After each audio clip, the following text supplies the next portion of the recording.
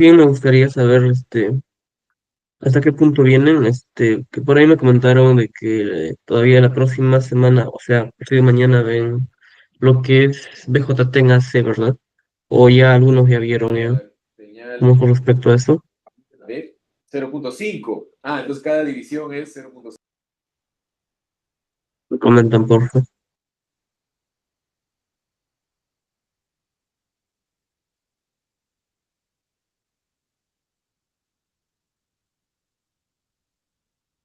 Si en caso viene ya el día de mañana, ya veríamos también lo que es BJT en AC. Por ahí también podríamos introducir. ¿Me confirman, porfa, si pueden ver la pantalla?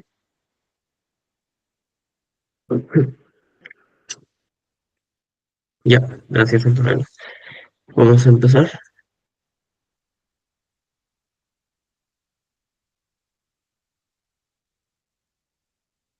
Listo. Me comentan cualquier cosa, chicos. Me interrumpen también si es que tienen alguna duda. Normal, sin ningún problema. Ya vamos a ir iniciando. ¿Listo? Para hoy preparado un ejercicio del ciclo pasado que nos dice lo siguiente. El siguiente circuito para el cual se brinda el gráfico del datasheet de este acoplador, que sería Q1. Este acoplador es Q1. Y tenemos un transistor Q2, que sería este de aquí. Ujú. Ahí tenemos unos valores. El valor de alimentación de la fuente de alimentación sería 5 voltios.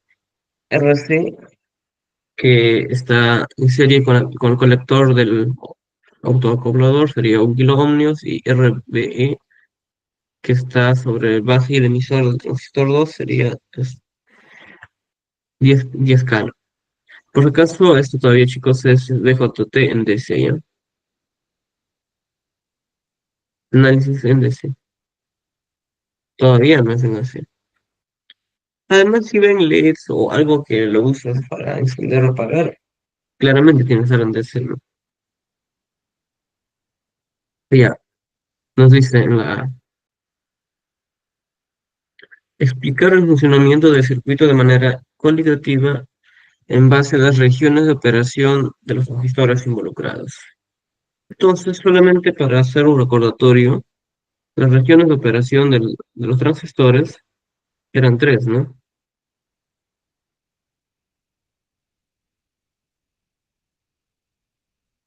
Podría estar en SAT, en saturación, en corte o en región activa directa.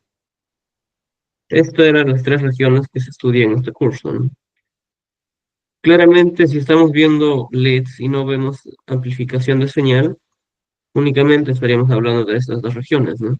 Entonces, por ahí ya podríamos ir resolviendo el problema.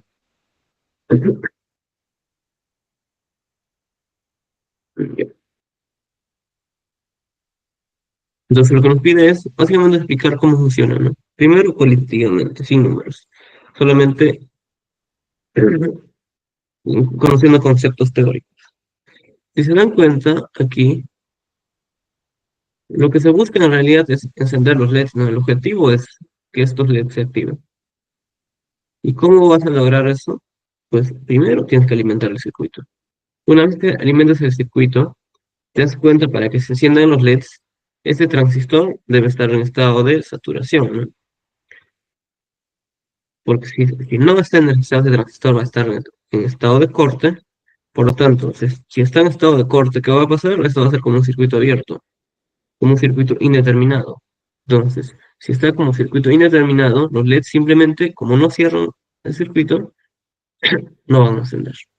Por lo tanto, para que se enciendan los LEDs, volviendo de atrás hacia adelante, sería que primero se activa el transistor Q2 y en ese momento se van a encender los LEDs.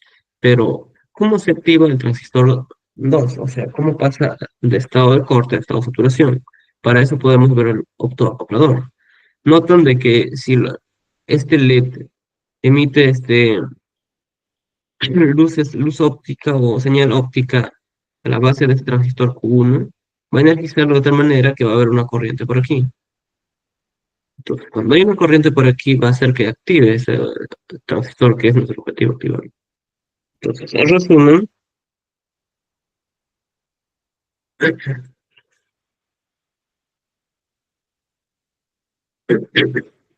resumen, diríamos que el optoacoplador activa el transistor 2, ¿no? El acoplador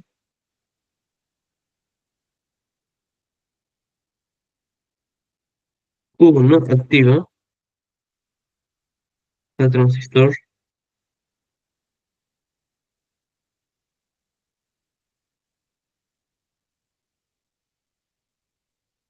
Q2, o sea, llevándolo a su estado de saturación, ¿no?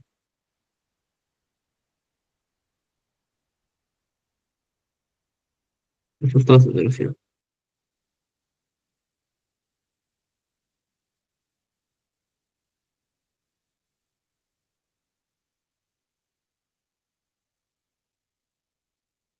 Una vez que pasa a la región de saturación de corte, porque cuando está apagado, como nos había mencionado, está en corte, no funciona, no se encienden los LEDs.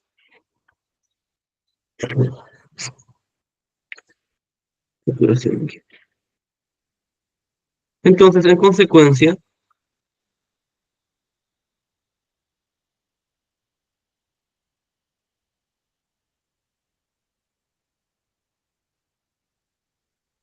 la energía que proviene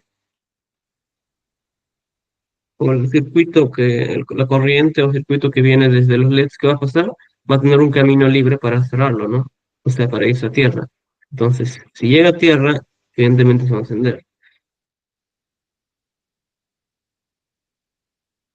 De los LEDs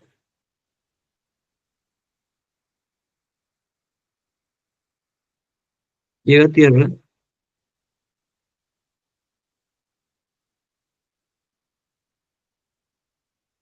encendiéndose finalmente, ¿no?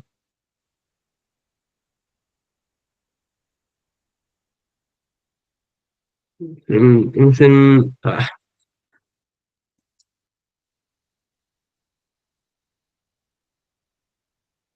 encendiendo la transmisión. Listo, eso sería todo, básicamente, un resumen de lo que ocurre, ¿no? ¿Para qué está hecho el circuito? Con eso ya estaría la A, vamos con la B.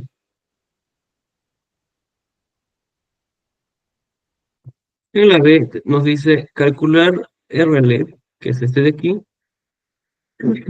Si se desea que por el LED infrarrojo se refiere a este, porque emite señales ópticas,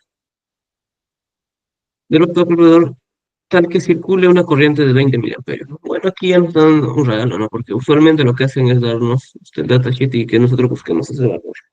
En este caso ya nos dan listo, entonces solamente nos queda armarlo. Vamos a redibujar solamente el circuito que nos interesa para poder entenderlo mejor. Aquí tenemos V1 y por aquí esto se dirige hacia RLED. Y aquí está un, un diodo LED, ¿no? Que eso finalmente es la Tierra. Claramente, cuando se activa este diodo LED, va a excitar la base del primer transistor, de tal manera que lo lleva a su estado de saturación y esto va a activar en consecuencia el transistor 2, ¿no? Lo que nos pide ahora es este valor de RLED, pero además de eso nos da un dato importante, que sería la corriente. Nos dice que la corriente es un ILED,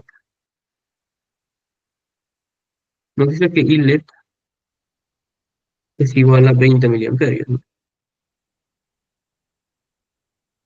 Entonces, queremos hallar RLED. ¿Cómo daríamos ello? Entonces, para ello podemos hacer este lazo, ¿no? Menos V1 más RLED por ILED más voltaje del diodo 1, ¿no? la caída del diodo 1, voltaje diodo 1. Esto es igual a cero.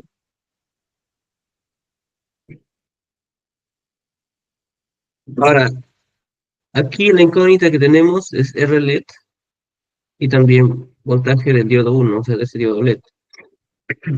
Entonces, tenemos una sola ecuación y dos variables, no es posible resolverlo. Entonces, tenemos que ayudarnos de cuál, de la hoja de datos. Para ello, tenemos que ir a la hoja de datos que está por aquí. Y para este octoacoplador, lo único que tenemos es esta curva. Pues, pasemos. Yo recuerdo que les dije que si les habla de gráfica había tres importantes, ¿no? Que era de la intensidad luminosa, que todos serían todos. Intensidad luminosa con la corriente y la corriente con voltaje. En este caso lo que tenemos justamente es de voltaje con la corriente, así que nos va a servir.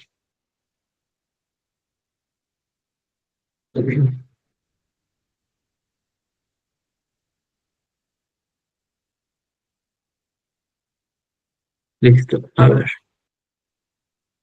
Entonces, ¿qué tenemos aquí en común? La corriente que pasa por este lazo. Nos dice que es 20 miliamperios. Entonces, si tenemos eso ya, pues ya es fácil determinar, ¿no? 20 estará por aquí, ¿no?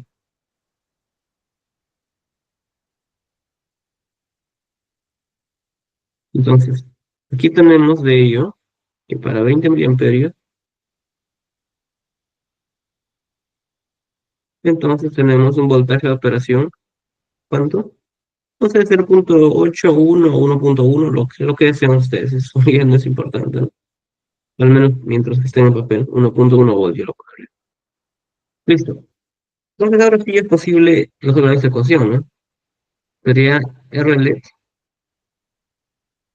es igual a V1 menos voltaje de 1 todo sobre ILET. Si reemplazan, sería V1 que es la fuente de alimentación, que era 5 voltios, sí, 5 voltios, 5 menos 1,1 entre corriente que pasa por ahí es 20 miliamperios, ¿no? Bien, 20 por 10 a la menos 3. Listo. Finalmente, uy, disculpe chicos, no me dio espacio. RL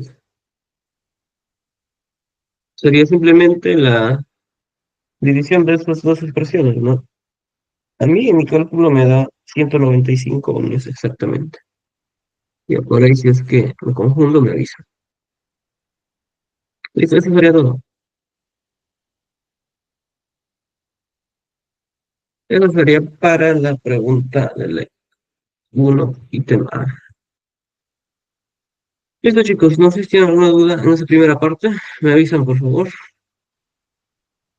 Sin dudas. Bien, seguimos entonces. Me interrumpo cualquier cosa por chat o por audio. Ya está, la B también. Falta la C. Nos dice lo siguiente.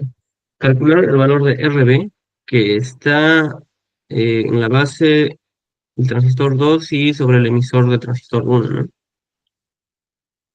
Si se requiere que el punto de operación del BJT del optoacoplador sea 3,4, 0,67. Otra vez nos dan un dato regalado, ¿no? Que es el punto de operación. Entonces, con ello es fácil determinar. Y ya vamos con este. Nos dice que punto de operación del optoacoplador, es decir, Q1 sería igual a 3,4 voltios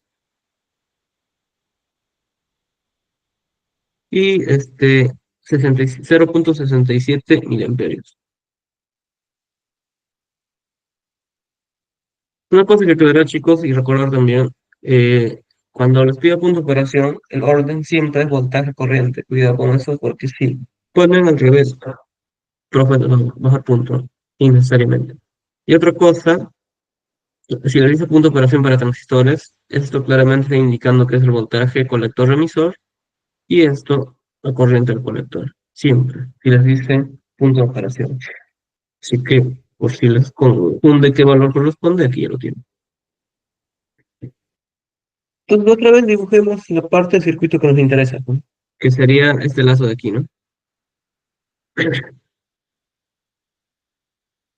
Listo. Otra vez iniciaríamos la fuente de alimentación V1, en este caso ya sería RC, ¿no? RC, esto llega hacia el transistor Q1, esto que es activado a través de una energía óptica, ¿no? Aquí está justamente la resistencia que nos piden ayer, RB, y aquí estaría RB. Bueno, ya tampoco es tan interesante, ya importante, ¿no? RB, RBE. Y esto pues es lo que activa al transistor 2.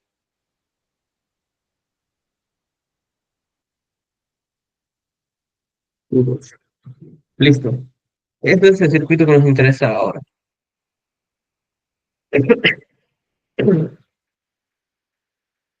Bueno, lo primero que queríamos es hacer este lazo, ¿no? Hay un solo lazo posible que podría salirnos aquí. Y con que tenemos suficientes variables para suficientes ecuaciones. Ese sería el lazo uno que vamos a utilizar. Listo.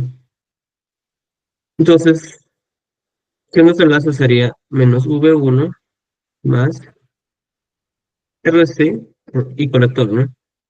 Y colector uno sería porque es el primer transistor. Entonces sería RC por I colector uno más voltaje colector emisor, ¿no? Voltaje colector emisor, voltaje colector emisor uno más RB por corriente del emisor uno, ¿no? Y E1. Entonces sería RB por IE1, corriente del emisor uno. Más RBE por esta corriente sería. Pero se dan cuenta que si hacemos eso, el problema va a ser que vamos a tener muchas variables y una sola ecuación. Entonces, lo que se recomienda aquí es usar esto. Y también el concepto de que en qué región se encuentra, ¿no? Este valor podemos hacer que nos sirva de apoyo, ¿no? Es decir, que el lazo ya no venga por aquí, sino pase por aquí. ¿Por qué es conveniente que pase por ahí? Esto no, eso sí. Porque si pasa por aquí, lo único que tendríamos que considerar es el voltaje base emisor. Y un transistor cuando no está en corte, o sea, es decir, está en saturación o región activa, ¿cuánto es su valor? 0.7. Entonces, para que tú puedas activar el LED, necesariamente este tiene que estar en 0.7. Entonces, ataquemos por ahí. No podemos ir por ese lazo porque va a aparecer una variable más. Entonces ponemos más voltaje base emisor 2. Esto es igual a 0. Listo.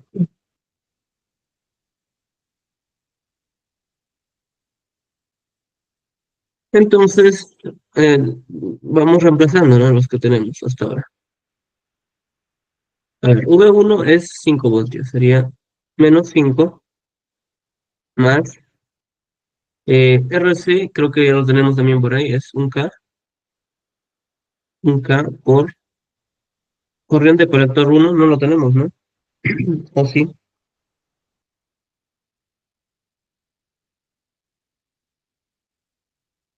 pues sí lo tenemos, está aquí. Recuerden que ya nos daba el punto de operación, entonces sería 0.67 miliamperios. 67 miliamperios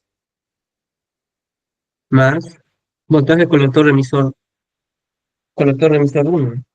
Ahora, aquí también, esto pareciera que fuera una incógnita más, pero ¿en qué región estamos diciendo que trabaja? ¿En región de saturación o corte? Y cuando está en región de saturación, ¿cuánto es el voltaje del transistor? 0.2 más o menos. Aquí estamos asumiendo ese valor. Por si acaso, es un valor asumido. Si no nos lo dan cuánto es el voltaje colector emisor en estado de saturación, tú puedes asumir como 0.2 voltios aproximadamente. Eso ya depende del fabricante de donde compres tu componente.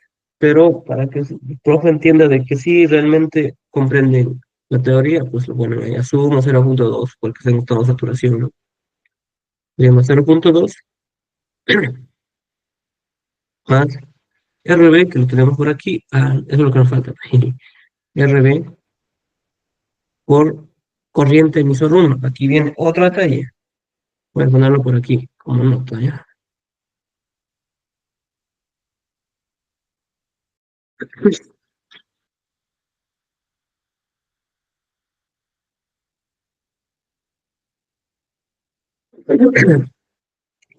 Si se dan cuenta, no tenemos corriente del emisor 1. Y tampoco tenemos el factor beta para poder determinarlo, ¿no? O sea, podríamos asumir como está o sea, está en esta saturación, su valor de beta, el factor beta estaría alrededor de 20, ¿no? Entonces, un camino podría estar por ahí. Porque, recuerden, corriente de la base perdón, corriente del emisor mm, es igual a corriente de la base por factor beta más uno. Y corriente del colector es igual a factor beta por corriente de la base, ¿no? Entonces, si ya, ya tienes corriente del emisor, corriente de la base, podrías ir al corriente colector. Eso es un camino, ¿no? Pero el camino más sencillo en este caso es que, por lo general, se asume que el corriente del colector es aproximadamente igual a corriente del emisor. ¿Esto por qué? Dado que la corriente del emisor, o la corriente del colector, perdón, que era igual a factor alfa por corriente del emisor, ¿no? ¿Y a cuánto tendría este factor alfa? Tiende a uno. Por lo tanto, se aproxima de que el corriente colector es prácticamente igual a la corriente del emisor. Por lo tanto, tú puedes decir esta suposición. Pero para ello tienen que indicarlo de que están haciendo esa aproximación, ¿no? Porque si no sería como un error de concepto teórico. Entonces lo que vamos a hacer es lo mismo. Vamos a asumir de que corriente del colector es aproximadamente igual a corriente del emisor. Con ello ya sale el problema. Y más bien este de aquí lo voy a llevar a otro lugar porque está interrumpiendo. Entonces, ¿cuánto sería aquí corriente del emisor que nos faltaba? Sería lo mismo que corriente colector, es decir, 0.67 miliamperios. Más, más voltaje base emisor 2, ¿cuánto habíamos dicho que es esto? Más 0.7. Bueno, sí, listo. Se dan cuenta que aquí la única variable que tenemos es RB, ¿no? Entonces, por lo tanto, ya es posible hallarlo. Entonces, RB finalmente nos da más o menos, a mí me sale 343.284 ohmios.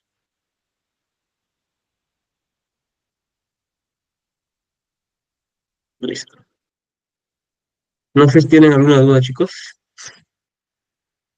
Me comentan, por favor.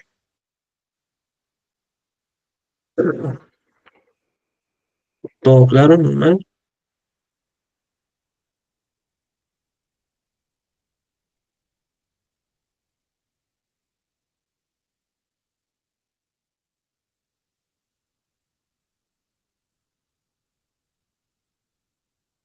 ¿Todo claro? Entonces no nos seguimos, ¿no? Esta nota la por aquí.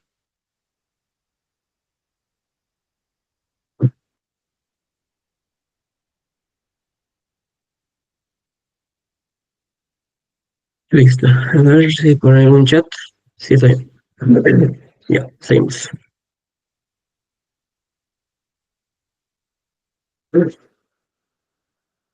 Vamos con la D, ¿no? Porque ya estamos en la C.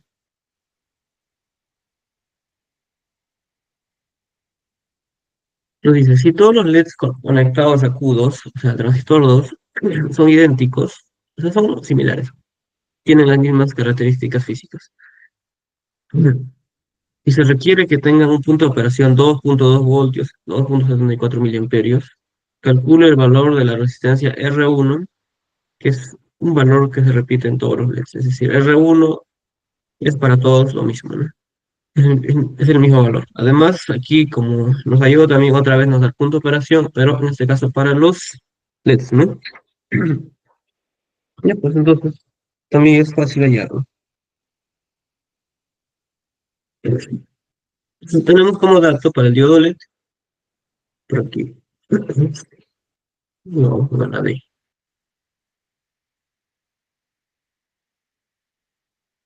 Para el diodo LED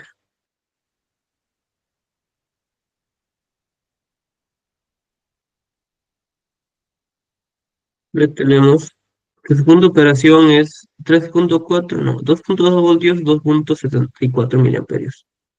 2,2 voltios y 2,74 miliamperios. Listo. Eso es para el diodo LED.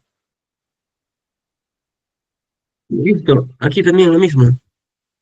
Dibujamos la parte que nos interesa nada más, ¿no? En este caso sería lo siguiente. V1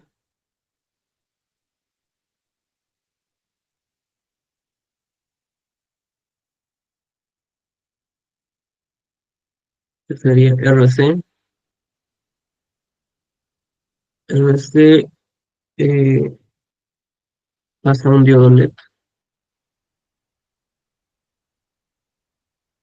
Esto viene hasta el transistor, ¿no? El transistor y eso se va para tierra. Listo. Eso es.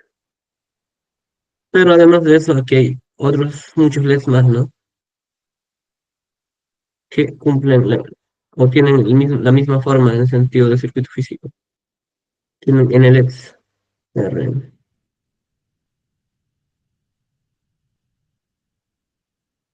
Listo. Entonces, a ver, ¿qué podemos hacer aquí? Creo que lo más fácil es otra vez hacer un lazo en cualquiera de los LEDs, ya sea por aquí, por todos los LEDs, pero hasta tierra, ¿no? Y con ahí se soluciona el problema. ¿Cómo sería? Entonces, sería menos V1 más RC por corriente del diodo LED, no su corriente de operación, corriente por otro, vamos a poner, más voltaje del diodo 1, vamos a ponerlo, o diodo LED, más entendible, más voltaje colector emisor, más, eso es cero, es todo, ¿no? Listo, esto es igual a cero. Entonces, lo que nos interesa aquí sería, ¿qué nos dio? Ya me olvidé.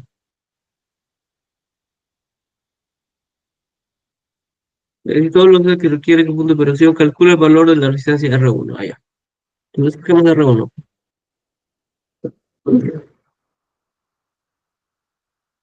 R1. Ah, R1 es desde aquí. Listo.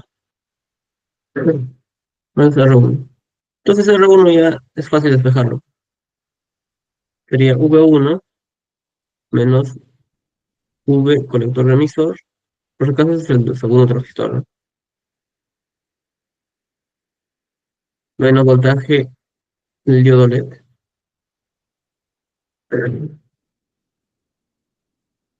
Diodo LED. Todo entre eh, corriente de operación, ¿no? Listo. Entonces, reemplazando eso, ¿cómo sería? V1 en 5 voltios, menos voltaje colector emisor 2 para que pueda encenderse el LED en que va a estar en saturación, por lo tanto 0,7 voltios. 0,2, perdón, 0,2 voltios. Menos voltaje del LED que ya nos dan, que es 2,2 voltios. Todo sobre corriente de operación, que es 2,74 miliamperios. Todo está regalado. Entonces, finalmente tenemos que R1 es igual a 5 menos 0,2 menos 2,2. Eso da más o menos 948,905 amperios. Listo. Eso es todo, chicos. Por último, la E. Nos dicen, calcular la cantidad de LEDs que podrían conectarse en paralelo de la forma mostrada. Si se sabe que el factor beta saturación es 39. Listo. En este caso nos dicen cuántos LEDs se podrían conectar como máximo, ¿no? Antes de que se los sobrecargues de corriente, por lo tanto los LEDs, debido a que ya no tienen la potencia suficiente para encenderse, van a estar apagados. Vamos a estar en todo caso con un brillo, con un contraste muy bajito.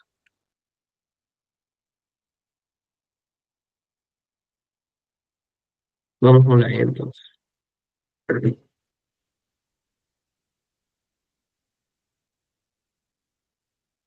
Nos dan como dato que el factor beta de saturación es igual a 39. A ver, entonces aquí lo que nos interesaría, ¿cuál sería?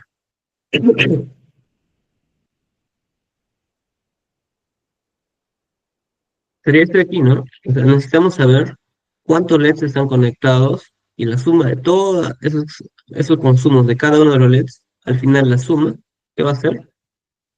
Va a entrar al colector del transistor, ¿no? La suma de toda esa corriente. Entonces tenemos que saber cuánto es la corriente de ese colector antes de que se queme o de que se quede sin poder, la potencia ya no es suficiente para encender los LEDs, ¿no? Por eso lo que uno dice es cuántos podrían conectarse en paralelo antes de que deje de funcionar el sistema. Entonces, en otras palabras, necesitamos cuánto es el corriente colector, 2. Pero no tenemos otra cosa más, ningún lazo para poder determinarlo cuánto es la corriente colector, ¿no? Porque si hacemos este lazo, que vamos a tener solamente de uno de ellos, y eso no es el objetivo. Otro que vamos a hacer es usar las relaciones, ¿no? Del transistor. Eso fue lo que habíamos visto aquí. Por ejemplo, corriente del colector es lo mismo que factor beta por corriente a la base. Corriente a la base ya se lo puede determinar por los cálculos previos que hemos hecho. Entonces, si dibujamos solamente esta parte del circuito, es posible determinar la corriente a la base, porque ya que tenemos la corriente del emisor, que era lo mismo con corriente del colector, entonces, si ya conocemos la corriente que es este de aquí, el emisor, y el 1. Podemos conocer también cuánto es la corriente que pasa por aquí, ¿no? Vamos a ponerlo I1 nada más. Porque el voltaje entre estos dos puntos, ¿cuánto es? 0,7. Conocemos RBE, entonces es posible hallar I1.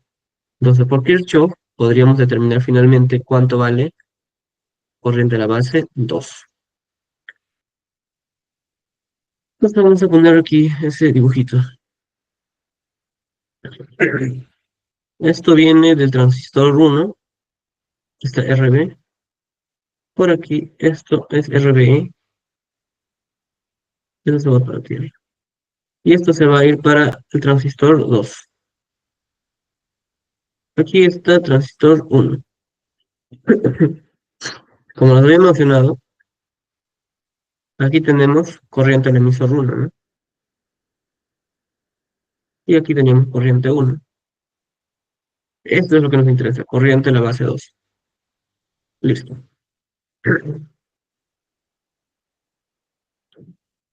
Primero, tenemos corriente 1. Corriente 1 sería este de aquí, más o menos 0,7 voltios, recuerda, ¿no? 0,7 voltios entre, ¿cuánto? Entre la resistencia RBE. ¿Cuánto vale eso? RBE está por aquí, 10K. 10K. Si operan esto, les va a salir más o menos 0,6 miliamperios. No, 0,06, a ver, 0,7 entre 10, ¿cuánto es? 0,07 voltios me sale. Perdón, amperios, 0,07 miliamperios. Listo. Entonces, a ver, corriente del emisor 1 sería lo mismo que corriente de la base 2 más corriente 1, ¿no? Entonces, corriente del emisor 1 es lo mismo que corriente de la base 2 más corriente 1. Lo que nos interesa es corriente de la base 2.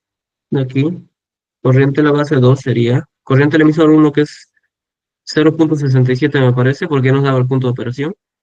Sí, 0,67 miliamperios menos corriente uno que acabamos de hallar, 0,07 miliamperios. Esto nos da finalmente la corriente a la base 2 que es igual a 0,6 miliamperios. Listo, con ello ya es posible determinar corriente colector, ¿no?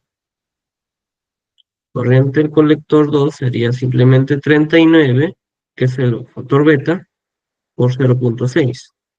Entonces, corriente del colector 2, finalmente, ¿cuánto es? 0,0234 amperios. 0,0234 amperios.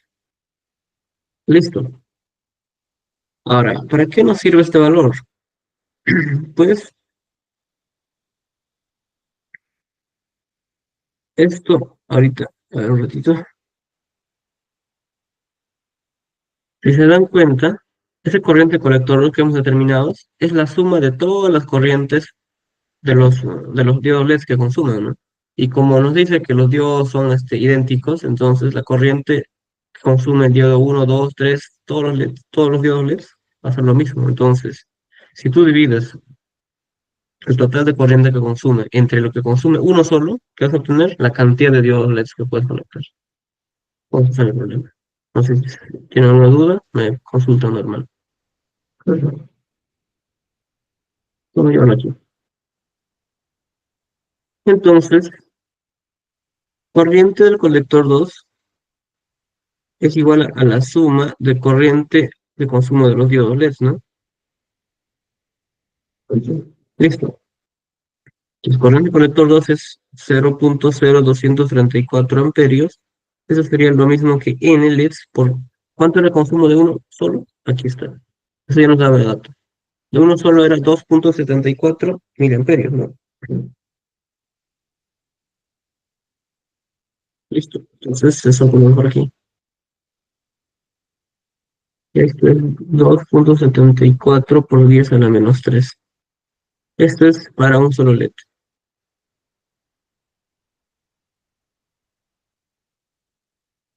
¿Vale? Listo, entonces de aquí ya podemos hallar cuánto vale n, ¿no? N nos sale más o menos 8,5. 8,5 no es posible, ¿no? Entonces, siendo realistas, ¿para cuántos LEDs alcanza esta fuente de alimentación que le brindas? Para 8 LEDs. Listo, finalmente hemos terminado el ejercicio en su totalidad.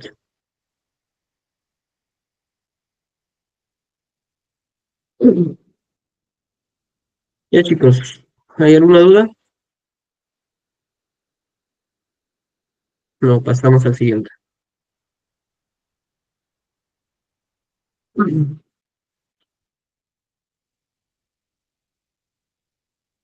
Me consultan por favor cualquier cosa que haya. Entonces pasamos, ¿no?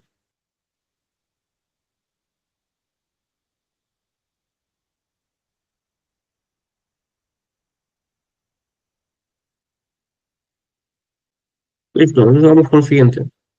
Este sí es un ejercicio, es bastante sencillo ya, pero es completo. Incluye tanto BJT en AC como en DC.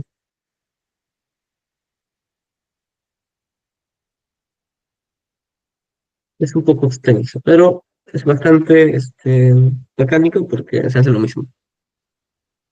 A ver, nos dice lo siguiente. En el siguiente circuito amplificador, aquí ya nos está dando clave, ¿no? Nos dice que es amplificador. Si es amplificador, claramente no está ni en set ni en corte, ¿no? Esto está sí o sí en región activa directa. Ahí ya te lo dice, ¿no? Ya te está dando la clave implícitamente.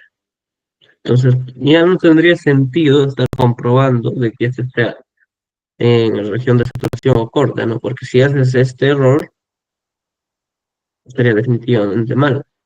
Ya tienes que, de alguna manera, tratar de demostrar que está en región activa directa, porque trabaja como un amplificador tu transistor. Porque recuerda que región de saturación y corte trabaja como switch, y esto no es el caso. Está alimentado por una fuente, por una pila que es de 9 voltios. ¿Y qué más tenemos? No es todo, ¿no? Tenemos valor de las resistencias, factor beta, y eso es todo.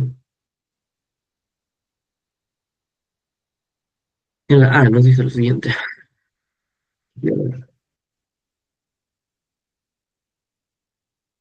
Nos dice calcular el punto de operación del BJT. Cuando les pide punto de operación, claramente les está diciendo que analicen el circuito en DC. Punto de operación es un punto fijo, entonces no puede ser aplicación. O sea, no puede ser un análisis en AC, ¿no? Entonces, este circuito que tenemos aquí lo vamos a analizar en DC. Listo. Para ello, vamos a hacer una copia de este circuito, porque como hay capacitores, aquí ya tenemos que ver en qué estamos trabajando el circuito, con AC o en DC, en qué formato, ¿no?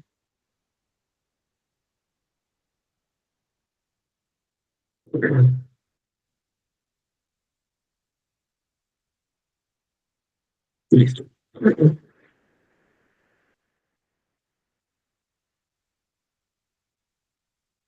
Entonces, primero nos pide analizar en AC. Entonces, si nos pide analizar en AC, ¿qué pasa con los capacitores? ¿Cómo influyen en el circuito, no? Aquí deben tener en cuenta, para análisis DC,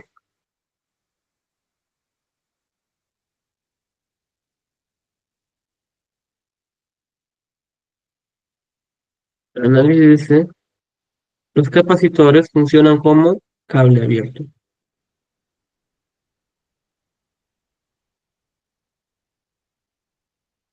Abierto. Porque lo que pasa con los capacitores, ¿qué hacen? Se cargan, se descargan, se cargan, se descargan.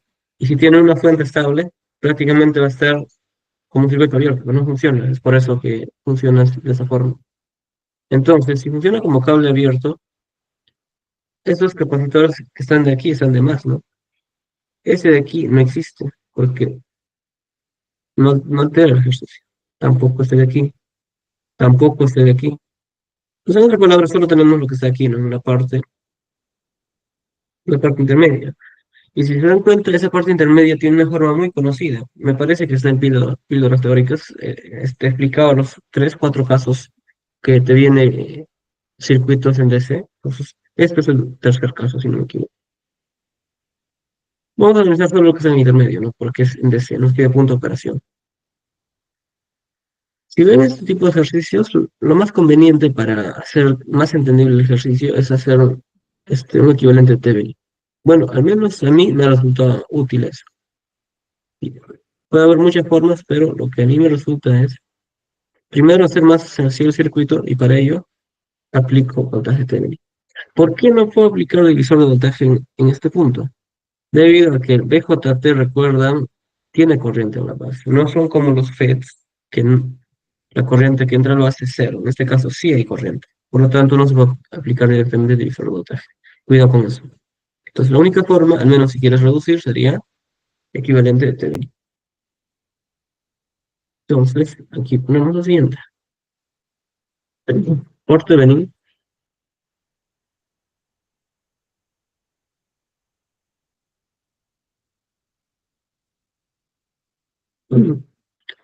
tendremos la resistencia equivalente RTH. ¿Qué haces con RTH? Pasivas las fuentes, ¿no? Entonces, de VCC pasaría a ser irse a tierra, por lo tanto, sería dos circuitos en paralelo, es decir, quedaría de esta forma. Aquí estaría R1, la fuente de 9 voltios, y esto se va para tierra. Esto es R2, y esto se va directo a tierra, ¿no? Nosotros queremos tener un equivalente aquí.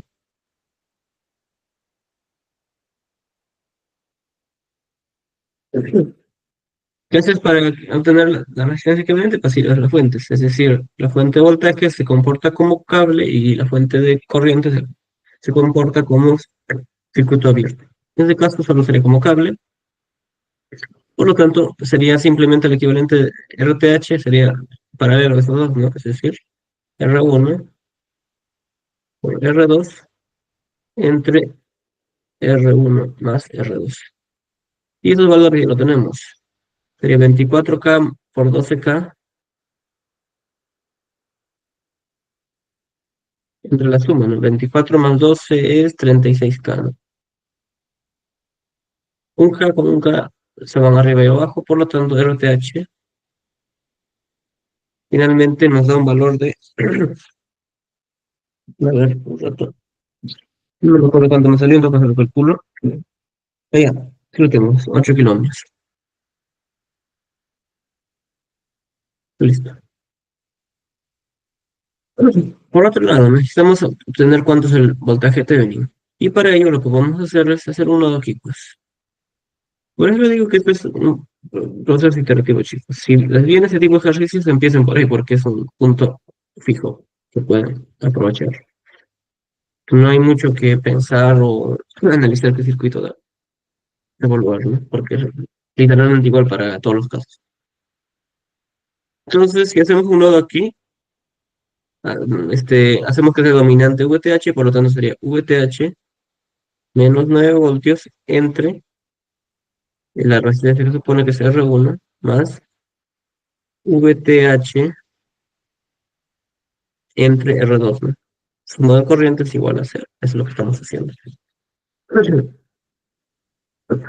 Pasando por aquí, tendríamos lo siguiente. Factorizando VTH, porque es lo que nos interesa, sería lo siguiente. Si factorizamos, ¿cómo quedaría? Sería 1 entre R2, o entre R1 primero, más 1 entre R2, ¿no? Todo esto sería igual a quién. A ver, ya está 9 entre R1. Entonces de aquí tenemos lo siguiente. VTH es igual a 9 entre R1, todo esto entre 1 entre R1 más 1 entre R2. Y a mí me gusta trabajar un poco como que reemplazar en variables hasta el final y luego, cuando ya vas a poner la respuesta recién, este, poner o sea, los valores de cada uno. Ya depende de cómo quieren calcularlo cada uno de ustedes. En mi caso, reemplazo los valores recién al último. 9 entre R1, que ahora me parece 24K. Sí, 4K.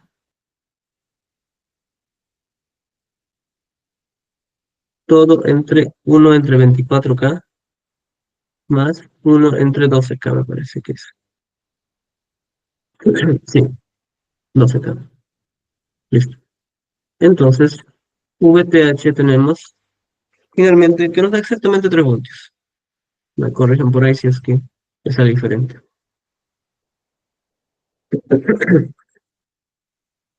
Listo. Ya tenemos voltaje Thevenin, resistencia Thevenin. Entonces, todo este circuito gigante ha sido reducido a una fuente y una resistencia, ¿no? De tal manera que ahora sí el circuito que tenemos ya es entendible, es más fácil de resolverlo. ¿Cómo quedaría nuestro circuito equivalente? De la siguiente forma. Aquí tenemos una fuente que es justamente VTH, ¿no?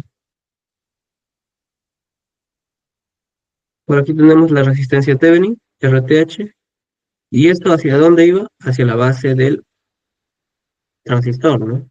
Y aquí estaba RE,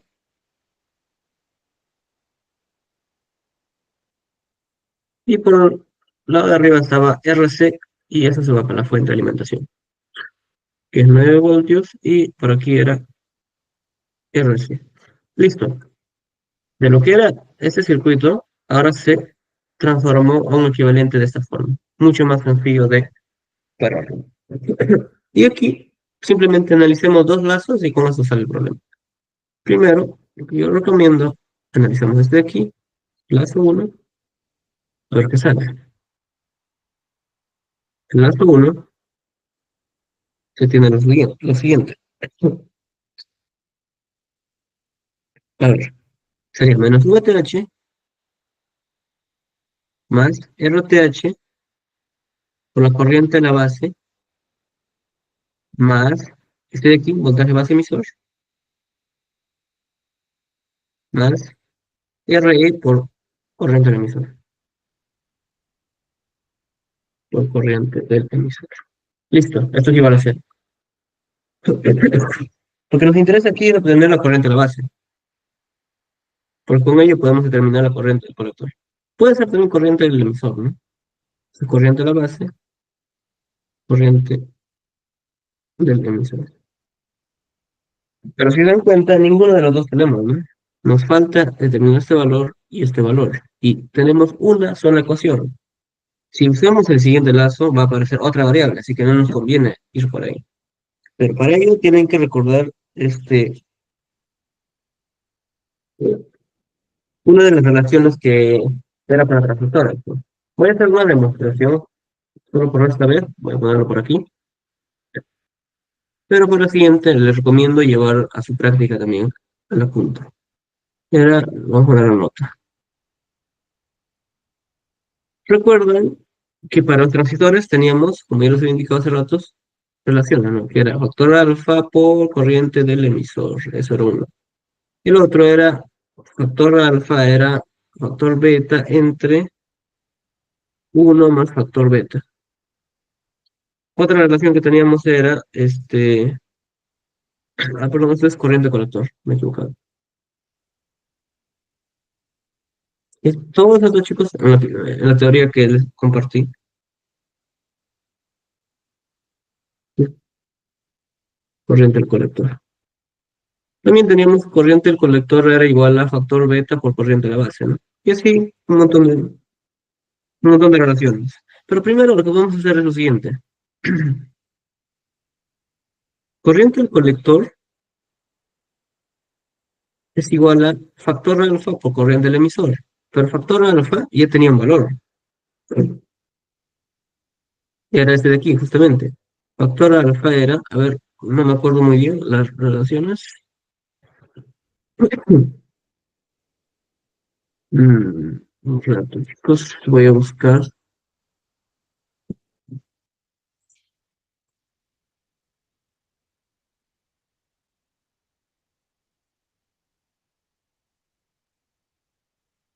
Allá. El factor alfa era beta entre uno más factor beta. Allá. Listo. Ya me acordé. Entonces, este es el factor alfa. No es corriente colector. Listo. Entonces sería corriente colector es lo mismo que factor alfa, pero lo vamos a reemplazar por beta entre uno más factor beta. Así era, ¿no? A ver, sí. Esto por corriente del emisor. Listo. Eso por un lado.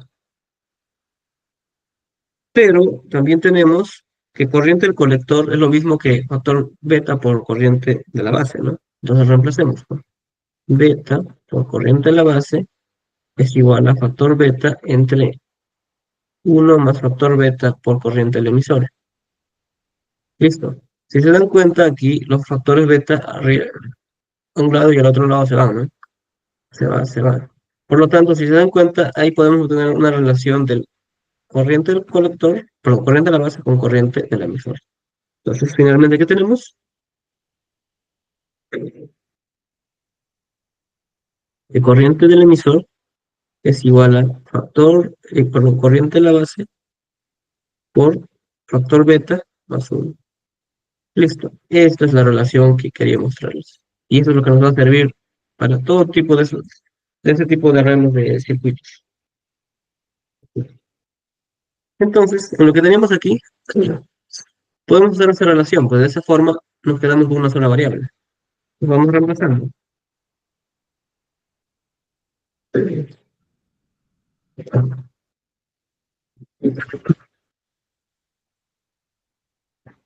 Entonces, si reemplazamos, ¿cómo quedaría? Sería menos VTH que nos salió 3 voltios, que era por aquí donde estás. Aquí, 3 voltios, menos 3 más RTH que nos salió 8 kiloohmios, 8K más corriente de la base, más voltaje base emisor, que sería 0,7 voltios, ¿no? Porque estamos hablando de región de activa directa.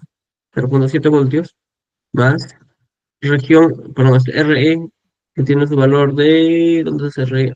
1,2 kiloohmios, o sea, 1200, 1,2 K, por corriente del emisor. Pero corriente del emisor, ¿qué era? Corriente de la base por factor beta más 1, ¿no? Y ponemos corriente de la base por factor beta más 1. ¿Cuánto es el factor beta que tenemos aquí? 100. Entonces sería por 101. Esto es igual a 0. Listo. La única variable que tenemos es corriente de la base. Y con ello ya es posible terminar. Si esto meten en su calculadora, más o menos les va a salir 1,78 o 17,8 nanofaradios.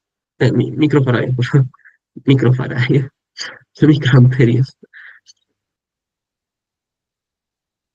Listo. Y ahora sí pueden determinar corriente colector, pues. Corriente del colector, recuerden que es igual a factor beta por corriente de la base. Entonces sería simplemente 100 por este valor. Y esto sería 1,78 miliamperios. Además de eso, podemos hacer asumir este valor, ¿no? Que corriente del colector sea aproximadamente igual a corriente del emisor. Si no quieren hacer eso, también pueden usar las relaciones que ya tenemos de teoría y con ello se van a dar cuenta que el valor realmente se aproximan de ambos. Entonces, yo lo voy a poner directo. Corriente del emisor sería 1,78 miliamperios también. Listo. Ya tenemos corriente a la base aquí, entonces ya tenemos también corriente colector. Esto ya nos sirve para el punto de operación, recuerden. Entonces, trabajemos con un lazo más, con ello determinaríamos el otro punto de operación que es el voltaje colector-emisor. Ese es el lazo 2. Listo.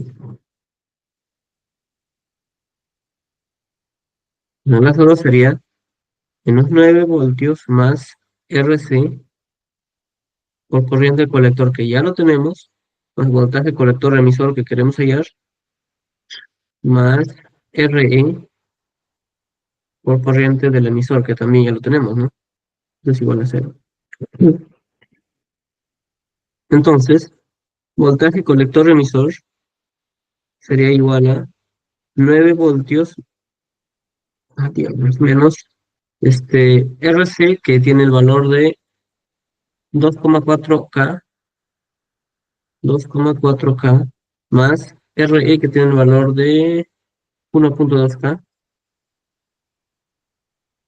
Todos pasan por, o sea, por ambas resistencias pasan la misma corriente, ¿no? Entonces, pues, por eso que los factoricé, que sería lo mismo, 1,78 miliamperios.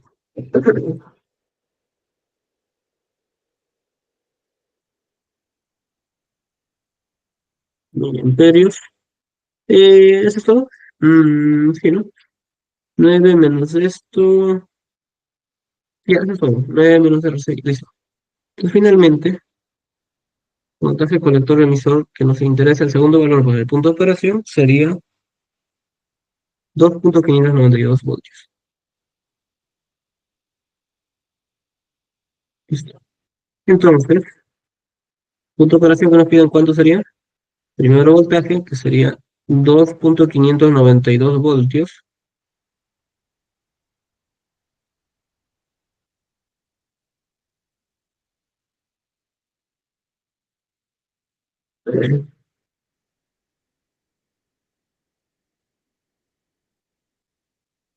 Y la corriente del colector, que sería 1,78 miliamperios. Listo, eso es todo. Eso con respecto a creo que esa es la parte más larga de este tipo de ejercicios. El siguiente ya es más corto, siguientes operaciones. Este es por si acaso 10, 5 puntos, pensé que era 10 puntos.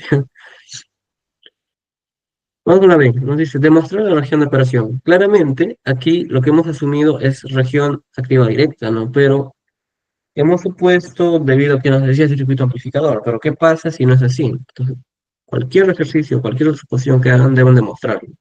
En este caso, lo que nos pide es demostrar que realmente está en región activa directa, porque si no, no hubiéramos asumido el valor de beta, el valor de este voltaje colector emisor, ¿no? En este caso, hemos asumido todo para que esté en región activa directa. Y eso debemos demostrarlo en ítem B. Recuerden, para que esté en RAD, el objetivo es que quede en RAD. Que debe cumplir que voltaje base colector debería ser inverse. Por seguridad se decía que sea menor a 0.4 voltios.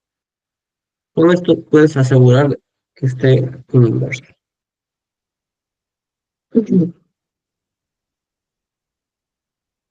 Entonces, lo que yo suelo hacer usualmente siempre es esto. Voltaje base emisor primero es lo mismo que voltaje de la base menos voltaje del emisor. Voltaje base emisor ya lo tenemos, es 0.7 voltios. Voltaje de la base es lo que queremos. Menos voltaje del emisor. Voltaje del emisor ya lo tenemos, porque es RE por IE. Ambos lo tenemos. RE es igual a 1,2K. 1.2K por IE. IE ya lo tenemos. Era 1.78 miliamperios. Si se dan cuenta, hemos obtenido lo que queríamos, que es voltaje de la base. Voltaje de la base, entonces, es, en ese punto, ¿cuánto es el voltaje? A ver, sería 0.7 más este valor. Sale 2.836 voltios. Listo. Por otro lado, porque tendríamos que ver el voltaje colector emisor. Esto, yo uso estos lazos o estas relaciones debido a que ya lo tenemos, ¿no? Sería voltaje colector menos voltaje emisor. Y entonces aquí tenemos voltaje colector emisor y ya lo teníamos, está justo aquí, 2.592 voltios. Esto es igual a voltaje del colector que queremos hallar menos voltaje del emisor, que es lo mismo que aquí, ¿no? 1.2 por 1.78 miliamperios. Entonces aquí, voltaje del colector sería igual a 2.592 más esa suma. Sale 4.728 voltios.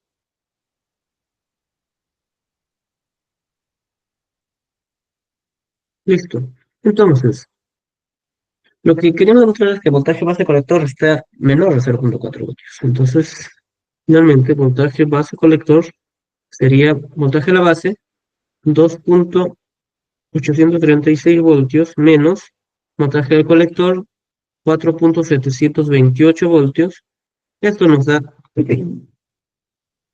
un valor de menos 1.892 voltios.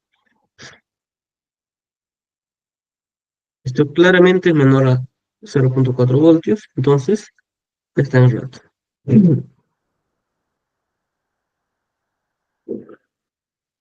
Demostrado, ¿no?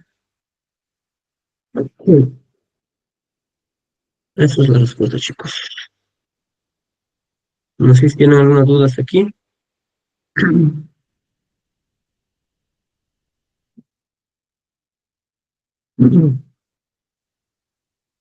Ya me avisan, por favor, cualquier cosa.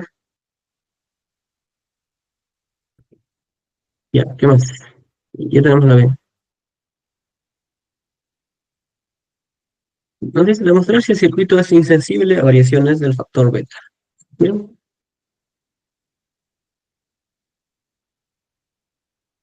Entonces, a ver, inicialmente teníamos un factor beta 100. Nos dice que debemos demostrar de que así varíe beta hacia arriba o hacia abajo.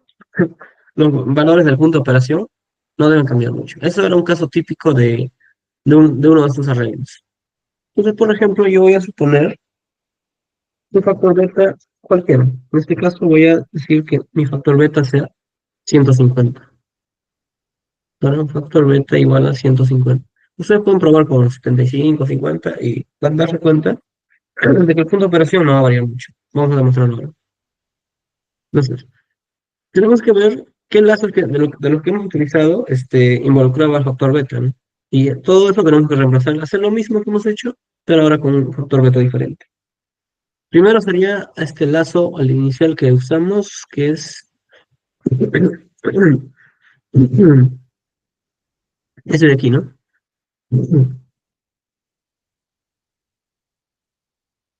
Sería el lazo 1. Espero que no quede espacio. Teníamos menos VTH, menos VTH más RTH por corriente a la base, más voltaje base emisor, más RE por corriente al emisor. Pero eso ya podemos reemplazarlo por esto, no por factor beta. Perdón, por la relación que teníamos por aquí. Por esta relación, corriente a la base por beta más 1. Entonces sería por corriente a la base por factor beta más 1, que es en este caso 150 más 1. Eso es lo único que variaría si se dan cuenta. Este es igual a 0. Listo. Entonces, reemplazando, tendríamos lo siguiente. VTH era 3 voltios menos 3 voltios más RTH era 8K. 8K por corriente a la base. Corriente a la base más voltaje base emisor 0.7 voltios por resistencia RE, que está por aquí, 1.2 kiloohmios.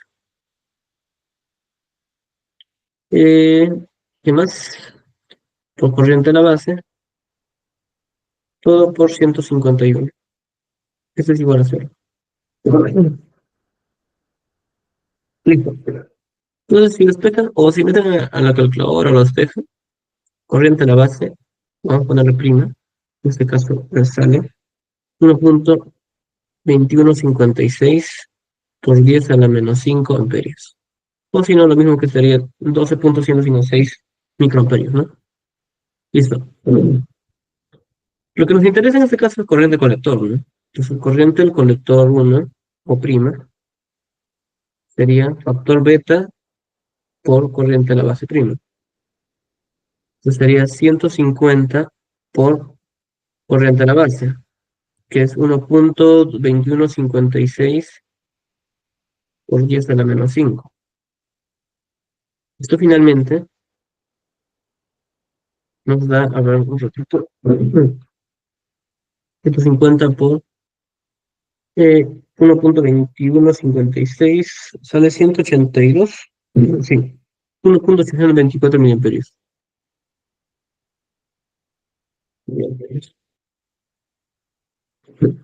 Listo. Ahora del lazo 2 obtendríamos el siguiente valor, ¿no? Que es el voltaje colector emisor. Del lazo 2 tenemos lo siguiente. Tendríamos menos 9 voltios más RC por corriente colector prima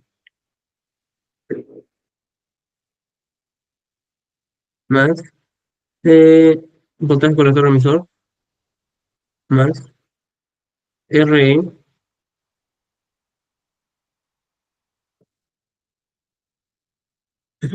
por IE, ¿no? Que también lo tenemos. Recuerden que IE estamos asumiendo lo mismo que corriente del colector, también sería prima, esto es igual a 0. Por lo tanto, reemplazando sería menos 9 voltios más RC, que ya lo tenemos por aquí, 2.4K,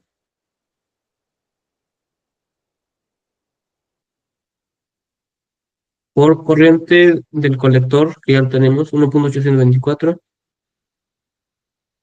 miliamperios, más voltaje colector emisor, en este caso también ya sería prima, porque ese es el segundo valor que vamos a hallar, más RE, que no va a cambiar, que es 1.2 kiloohmios,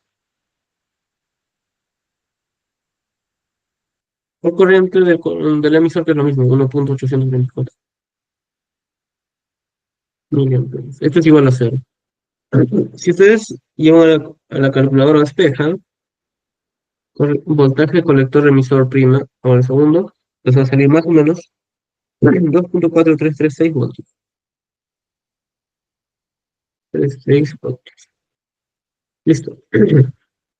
Entonces, su punto de operación prima sería 2.4336 voltios La corriente sería 1.2156. Ah, ¿qué estoy diciendo? Un colector, cuidado, chicos. 1.324 miliamperios. Ahora lo que tenemos que hacer es comparar, pues, con el anterior. ¿Cuál era el punto de operación que obtuvimos inicialmente? Este de aquí, ¿no? Esto es el punto de operación prima que obtenimos. El original, Q, era 2.592 voltios y 1.78 miliamperios. Si bien no son iguales, se dan cuenta que el punto de operación no ha variado mucho. Entonces, lo que nos querían demostrar es esto. Ahora, ustedes pueden jugar con el factor beta dependiendo qué tanto se alejen o qué tan cerca estén de 100. ¿Va a acercarse o va a alejarse el punto de operación? En ese caso, ya elegí un poco, uno que está un poco lejos, es por eso que hay una pequeña variación, ¿no? Eso es por respecto a la C. Listo, ahí se demostró. Vamos con la D. Nos dice redibujar el circuito con un dispositivo de entrada que inyecta una señal de 10 milivoltios pico a pico. Listo.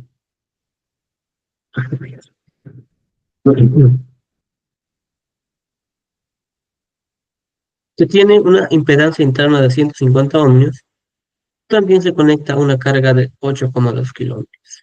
A partir de aquí, ya es un análisis en AC, porque ya te habla de impedancias, te habla de fuentes, de corriente alterna, te dice 10 milivoltios pico a pico, de cargas internas, la cual no podemos resolverlo con un análisis de C.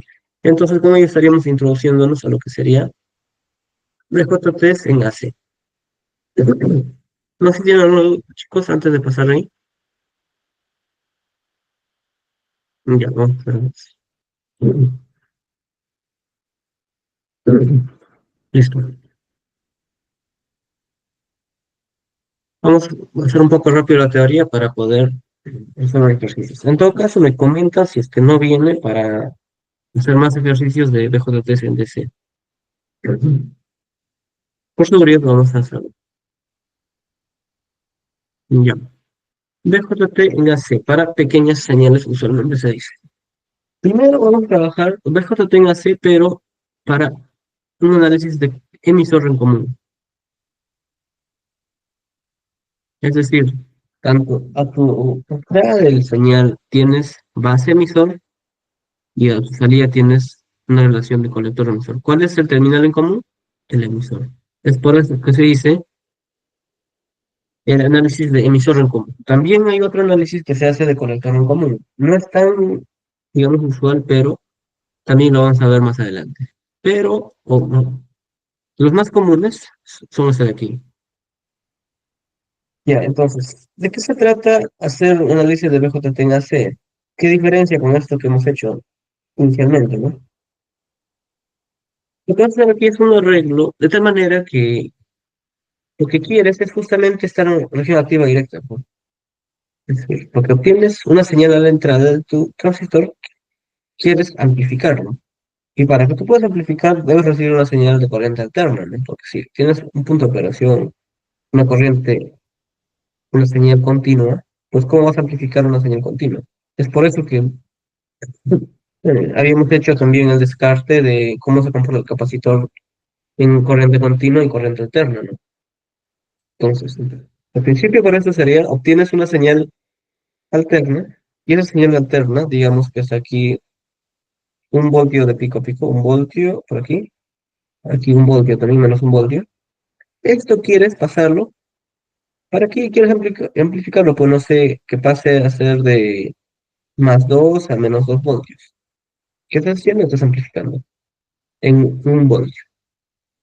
Entonces, por eso tienes que hacer unos arreglos y darle la forma que sería de emisor en común al transistor. Aquí es el transistor, la base, el colector y su emisor. Pero aquí hay un detalle.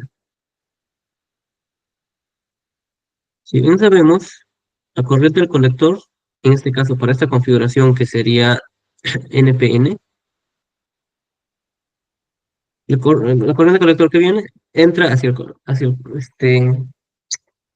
el terminal colector del transistor, ¿no?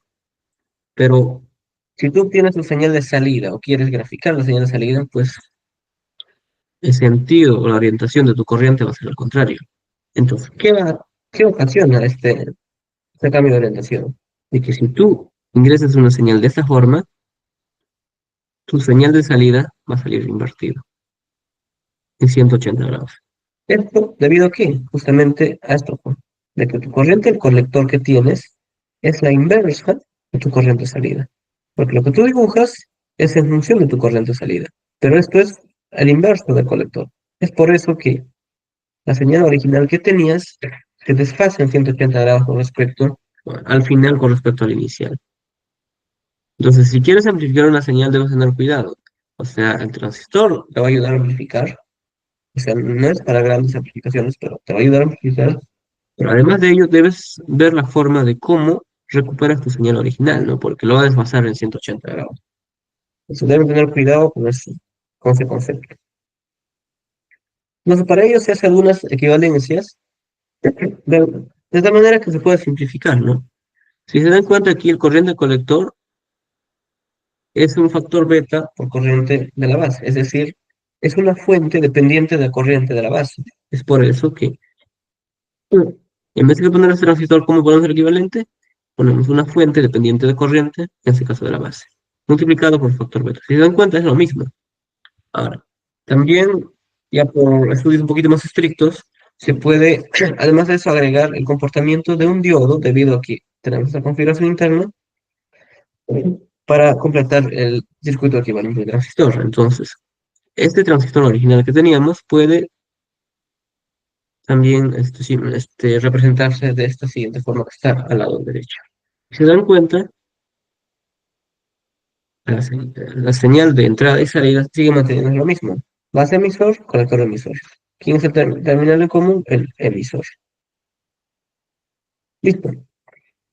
Aquí están algunas especificaciones, como les dije, son para pequeñas variaciones de voltaje, no es una aplicación grande como son los amplificadores o PAMs que la vamos a ver posteriormente, son pequeñas variaciones, ¿no? Ahora, aquí tenemos un diodo, pero todavía el circuito que digamos no es tan fácil de verlo, porque recuerden que el diodo tiene su propia curva de operación, ¿no? Entonces, lo que usualmente se hace es este diodo, el funcionamiento del diodo, modelarse como una resistencia dinámica, es decir, hacer un equivalente de resistencia y corriente. ¿Cómo lo logramos esto? De esta forma. Entonces, el comportamiento del diodo lo pasamos como una resistencia que cambia su valor. Por lo tanto, ahora ya tendríamos una forma más entendible del análisis del BJT en AC. Aquí tendríamos un voltaje base emisor, tenemos corriente del emisor, corriente de la base, corriente del colector, que depende, es una fuente dependiente de corriente. Ahora, ¿qué es el valor de RE? Esto ya es un valor un poquito más experimental, que por lo general puedes decirlo que es un voltaje térmico entre corriente del emisor. Pero como hacemos la aproximación de que corriente del emisor es más o menos igual a corriente del colector, puedes decir que RE es lo mismo que voltaje térmico entre corriente del colector. Ojo, esto analizar en DC. Ahí está claro. Y voltaje térmico, recuerden chicos, primera clase, si no les da por default, ¿cuánto es? 25 milivoltios. No se olviden de esto. Usualmente no les va a dar el valor, así que es recomendable que lo recuerden. Ahora otra cosa, como ahora estamos analizando los BJT en AC, es usual que van a combinar ambos, ¿no? Como ya hemos visto en el ejercicio, primero les va a pedir analizar el circuito en DC, luego en AC. Y para ello deben tener mucho cuidado cómo toman su factor beta, porque tanto para DC como para AC el factor beta cambia. Si quieren determinar el factor beta para DC, deben fijarse este subíndice del factor beta. Si es HFE en mayúscula, quiere decir que es para un análisis en DC. Si el HFE es en minúscula, quiere decir que es para un análisis AC. Esa es la forma que pueden identificar cuando tu factor beta es para un análisis en DC o en AC. Listo. Listo. Ahora, lo que van a ver también en análisis en AC de BJTs es impedancias, tanto de salida como de entrada. Y aquí tenemos primero una impedancia de entrada que sería simplemente voltaje base emisor entre corriente a la base, ¿no? Que es este de aquí. Pero voltaje base emisor, ¿qué es? Es lo mismo que corriente del emisor por RE, ¿no? Todo está entre corriente a la base. Pero corriente del emisor es igual a quién? A corriente del colector, pues. Entonces, impedancia de entrada sería resistencia del emisor por corriente del colector entre corriente de la base. Ahora, corriente del colector, pues, es factor beta por corriente de la base, ¿no? Eso es lo que estoy haciendo aquí. Entonces, ¿con qué objetivo hago eso? De tal manera que pueda desaparecer la corriente de la base y finalmente nos queda resistencia del emisor por factor beta. Esto, recuerdan que resistencia del emisor o RE, ¿cuál era? No es el emisor directamente, es RE que es, como les dije, un valor experimental. RE, ¿qué valor tenía? Voltaje térmico entre corriente del colector, todo por factor beta. Esto es el famoso HIE que lo van a ver en clase. Una resistencia que van a encontrar a la entrada de tu circuito en base. Entonces, si les pide HIE, pueden decir que es RE por factor beta o simplemente voltaje térmico entre corriente del colector por factor beta. Cualquiera es válido. Listo. Entonces, resumiendo, ¿cómo quedaría nuestro circuito este equivalente? Tenemos un emisor en común, tenemos en la entrada una resistencia, el dinámico, que sería ¿cuál? HI, justo este valor. Y por otro lado tenemos la fuente dependiente de corriente, que es este de aquí. Entonces, un BJT de esta forma, en DC, es lo mismo a esta segunda forma que los utilizamos para análisis en AC. Tanto el dibujo de la izquierda con la derecha son equivalentes, son lo mismo, solo que tienen diferentes representaciones. ¿Y los chicos? Entonces, en AC, en vez de dibujar este transistor que van a dibujar, van a dibujar esto. Este pequeño, este pequeño transistor es todo ese circuito en AC. ¿Me entienden? ¿O alguna duda? ¿Me avisan, porfa? Si quieren dibujar un transistor, van a tener que dibujar todo esto. Aquí hay algo más que voy a indicarlo aquí. Adicional a lo que tienes aquí, por datos del fabricante, por temas de fabricación, el BJT ya tiene una impedancia interna de sí. Y esa impedancia interna de por sí, ¿dónde se lo colocan? En paralelo con la fuente dependiente de corriente. Entonces, esto sería la representación completa de tu BJT en AC. Recuerden que en DC tu BJT tiene esta forma. Pero esta forma, si quieres analizar en AC, tienes que pasarlo a este siguiente circuito. Y esta impedancia interna del que los hablaba es R sub 0. Usualmente su valor es muy alto, en órdenes de megaohmios, 100.000 ohmios, es muy grande. Entonces, si es que les pide estrictamente allá, pueden obtenerle con qué valores. Usualmente de datasheet pueden obtener este HOE a la menos 1. Buscan este valor en datasheet y pueden obtener el valor colector emisor. Si no, simplemente también podría ser por variación de voltaje colector emisor entre variación de corriente del colector. Pero lo más común y lo recomendable es usar este. Listo. Listo, chicos. Eso sería la representación de un BJT, pero en análisis de, perdón, AC. No sé si tienen alguna duda sobre cómo se representa el BJT en AC.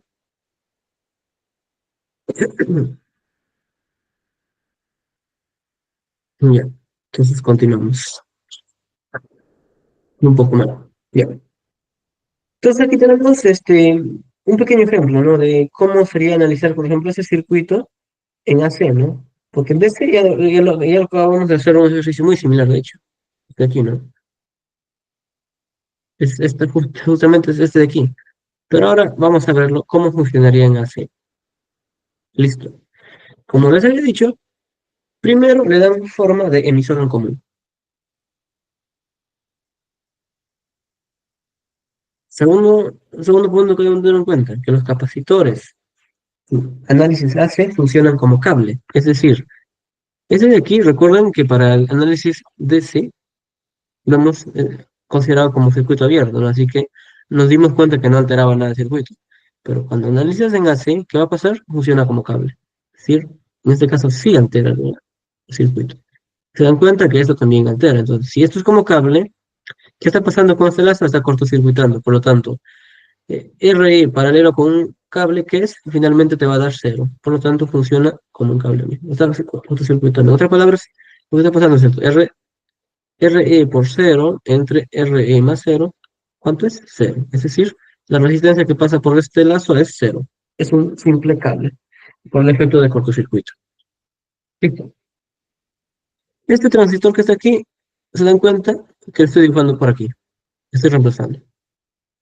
Y por otro lado, a la entrada tenemos R1 y R2, ¿no? Que es la base. Pero ahora, el VCC que tú tenías de análisis en AC se va a hacer igual a cero, porque recuerda, en cuando analizas en AC, la señal estable que tienes no hace efecto, ¿no? Que tienes un capacitor además para tu circuito.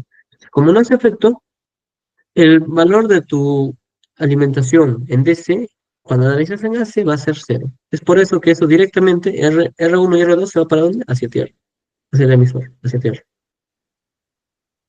Entonces, estos dos de aquí, que son de la entrada, los estoy pasando aquí en paralelo. Ahora, por otro lado, para la salida tenemos RC, que sería este de aquí, ¿no? RE ya no, porque quedó como cable, pues. ¿Qué más nos estaría faltando aquí? Justo esto, R sub cero, que sería la impedancia interna, que a veces no se lo considera debido a que su valor es grande, pues, pero para que vean conceptos teóricos importantes. R sub cero. Entonces, esta sería la forma de tu circuito en análisis en AC, pero nos falta algo más, ¿no? Recuerden que el BJT, esta parte pequeñita, ya tiene su forma, su representación específica en AC, ¿no? Entonces, solo esta parte vamos a reemplazar por su representación en AC. Si se dan cuenta, este de aquí lo estoy trayendo aquí. Entonces, ¿cómo era la representación original del BJT en AC? Este de aquí, todo ese circuito, ¿no? Entonces, en vez que esto, este pequeñito, lo vamos a reemplazar por este circuito. Le estoy reemplazando H y E, fuente dependiente de corriente, resistencia, impedancia interna. Ah, ahí lo estamos mirando. Al final salió todo, ¿no? Entonces, todo este circuito de aquí de arriba es lo mismo que ese circuito de aquí, pero en AC. Este de arriba es para DC, si lo quitas los capacitores, y este de abajo es para AC. Chicos, ¿una duda? Ahora lo que vendría es lo siguiente, hay reimpedancias. La impedancia de entrada sería este de aquí, ZI. Y la impedancia de salida sería este de aquí.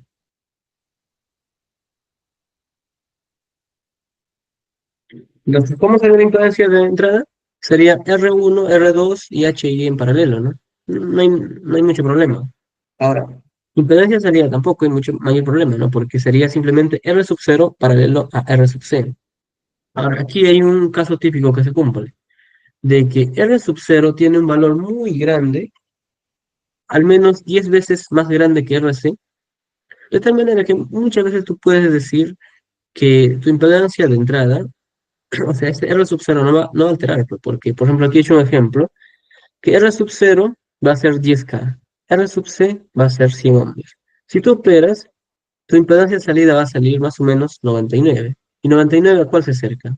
A R sub C, pues. Entonces, si tu impedancia interna, perdón, tu impedancia de salida es R sub C paralelo a R sub 0, puedes decir que es aproximadamente igual a R sub C.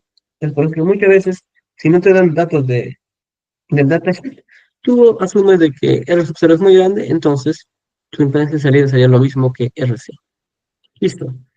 Otra cosa que debemos tener en consideración, que corriente de salida, que es ese de aquí, es el inverso de corriente colector. Eso ya lo había explicado inicialmente. Listo. Entonces, ¿para qué hacemos esto? ¿Por qué no obtener la ganancia? Por lo que nos conviene, lo que debemos entender para BJT en AC son cuánto ganas, cuánto amplifica tu señal en la salida. Entonces, para ello lo que tienes que hacer la relación es la ganancia en voltaje sería tu señal de salida en voltaje respecto a señal de entrada. Dejo que dar esta relación. Entonces aquí se está reemplazando algunos valores de tal manera que Tienes que la señal de salida entre la señal de entrada es este valor. Factor beta, toda esta vaina. Pero no les recomiendo memorizar, chicos, o sea, porque esto varía dependiendo qué tipo de ejercicio tienes. Es importante que todo ese proceso lo hagan manualmente cuando estén en la práctica, porque si se llevan estas expresiones ya hechas, si les ponen una pequeña variación, va a cambiar esto, ¿no?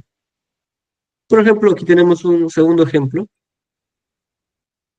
un ejercicio, un segundo caso, donde ya lo agregan una fuente de corriente alterna, ¿no? Entonces aquí, como les dije, ya cambian. La ganancia no les va a salir igual.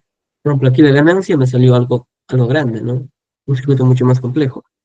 Solo una cosa que debemos aclararles aquí es que la resistencia, o perdón, la impedancia de entrada es este de aquí. No se considera la impedancia interna de la fuente, que es este de aquí. RI es la impedancia interna de la fuente. Asimismo, aquí tenemos una carga. Para la impedancia de salida no se considera la resistencia o impedancia de la carga, solo se considera esta parte de aquí. Esta sería cierta excepción. Una vez que obtienes impedancia de entrada y salida, puedes obtener la ganancia, que sería la relación de voltaje de salida con respecto a voltaje de entrada. Aquí está la explicación bastante detallada, lo revisan y finalmente se van a dar cuenta que tu ganancia, un voltaje te va a salir este valor. También hay ganancia en corriente, su análisis es un poquito más complejo, pero es lo mismo. Y es impedancias, haces algunas relaciones y les va a salir. Listo, chicos, eso sería todo por hoy. Mañana continuamos, hacemos la aplicación de máxima excursión simétrica y terminamos el ejercicio que estábamos empezando hoy. No sé si tienen alguna duda. Si no, estaremos acabando aquí.